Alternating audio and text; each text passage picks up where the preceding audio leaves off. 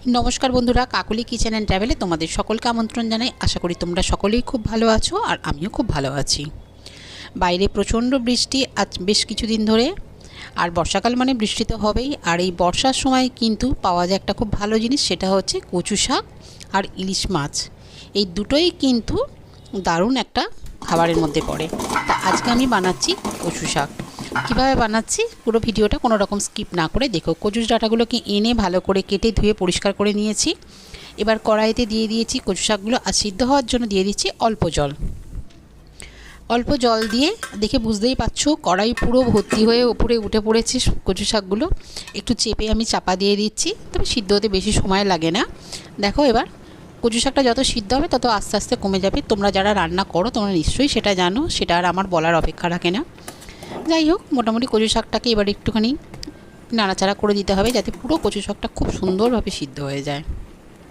আর আজকের এই রেসিপিটা অনেকের কচুতে কিন্তু একটু গলা চুলকায় কচু শাকে। তা দেখো এই সিদ্ধ সময়তে যদি একটু পাতিলেবুর রস দেওয়া হয় তাহলে কিন্তু একদম চুলকাবে না। তবে হ্যাঁ, খুব সামান্য দিতে হবে যেন টক না হয়ে যায়। আবার বন্ধুরা তোমাদের সঙ্গে কথা বলতে তো কচু শাকটা সিদ্ধ হয়ে গেছে, ওটা জল ঝরানোর জন্য রেখে দিয়েছি।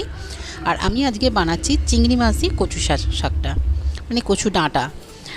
তার জন্য কিন্তু কড়াইতে দিয়ে দিয়েছি সামান্য একটু সরষের তেল। আর আগে থেকেই আমি চিংড়ি মাছগুলোতে নুন আর হলুদ মাখিয়ে রেখে দিয়েছিলাম। এবার আমি গরম তেলের মধ্যে দিয়ে দেবো চিংড়ি মাছগুলোকে। চিংড়ি মাছগুলোকে দেওয়ার পরে খুব ভালোভাবে চিংড়ি মাছগুলোকে ভেজে নেব। ইলিশ মাছের মাথা দিয়েও কিন্তু কচু শাক খুব, তবে আমার বাড়িতে আমরা সকলেই একটু চিংড়ি মাছ দিয়ে পছন্দ করি আর একটা, সেটা হচ্ছে নিরামিষ। তবে নিরামিষ কচু শাকের রেসিপিটাও তোমাদের সঙ্গে একদিন আমি শেয়ার করব।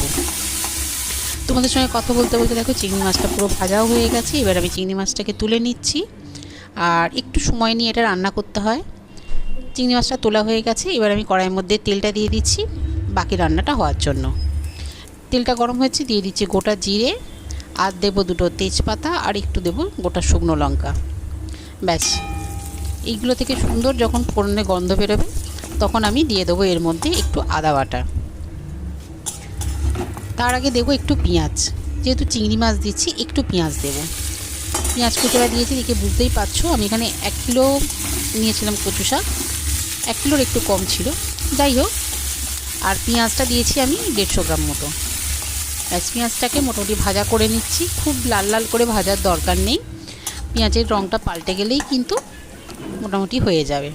ব্যাস, সুন্দরভাবে কিন্তু পেঁয়াজটা ভাজাও হয়ে গেছে। এবার আমি ওর মধ্যে দিয়ে দেবো একটু আদা বাটা। আর আদা বাটাটা দেওয়ার পরে কিন্তু বাকি মশলাগুলো দেবো একে একে।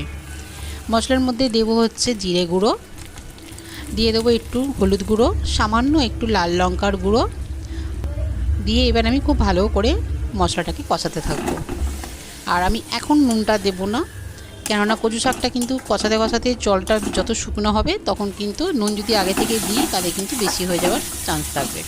ওই জন্য আমি নুনটা পরে দেবো। দেখো সুন্দরভাবে কিন্তু আমি মশলাটাকে কষিয়ে নিয়েছি। এবার আমি জল ঝরিয়ে রেখেছিলাম কচু ডাঁটাগুলোকে আমি দিয়ে দিলাম। খুব ভালো করে এটাকে কষাবো। আর এই সময়তে আমি দিয়ে দেবো পরিমাণ মতো নুন। আর আমার চ্যানেলের নতুন বন্ধু পুরনো বন্ধু তোমাদের সকলকে অনেক অনেক ভালোবাসা। এইভাবে আমার পাশে থাকার জন্য, আমাকে একটু একটু করে এগিয়ে নিয়ে যাওয়ার জন্য।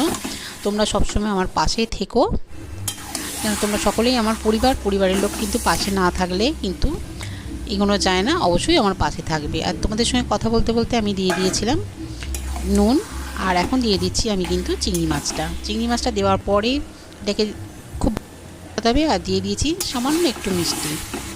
তোমরা যদি কেউ চাও মিষ্টি নাও দিতে পারো, তবে আমি বলবো সামান্য একটু মিষ্টি দেবে, তাতে কিন্তু স্বাদটা আরও সুন্দর হবে। মোটামুটি কচু শাকটা আমার হয়ে এসছে। এবার এটাকে আমি নামিয়ে নেবো আর গরম গরম ভাতের সঙ্গে পরিবেশন করব। ভিডিওটা যদি ভালো লেগে থাকে বন্ধুরা, তাহলে একটা লাইক শেয়ার কমেন্ট অবশ্যই করবে। আর আমার চ্যানেলটা সাবস্ক্রাইব করে আমার পাশে থাকবে। দেখো মোটামুটি জলটাও কিন্তু টেনে গেছে, কেন কচু শাক থেকে একটু জল বেরোয়। খুব ভালোভাবে হয়ে গেছে। আর গরম গরম কচু শাক চিংড়ি ভাত দিয়ে পরিবেশন করে দাও।